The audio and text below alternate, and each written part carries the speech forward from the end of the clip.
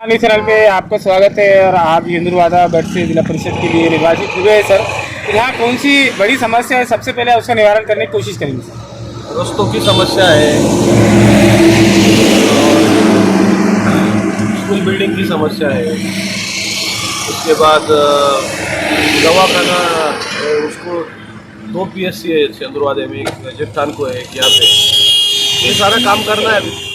Sir नौजवानों की भी समस्या होती है और महिलाओं की भी समस्या होती है, तो उनका कैसा काम करेंगे सर उस बारे में?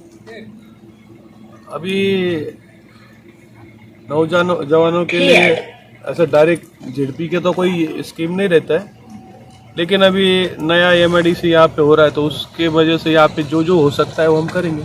सर कितने गांव लगते हैं सर आपके सिंदूरबाजार के? 35। 35 गाँव का मतलब आप काम शुरू करने वाले हैं।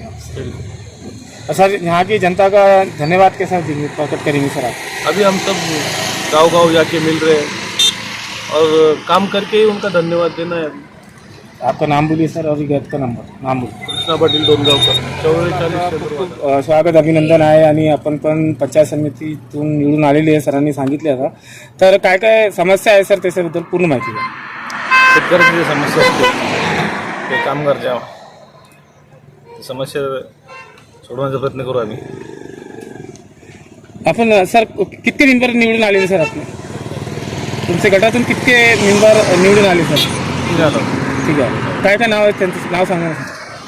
जिल्हा परिषद कृष्णा पाटील डोनगावकर, पंचायत समिती रावसाहेब टेके, दुसरे पंचायत समिती मेनका कैलास मस्की.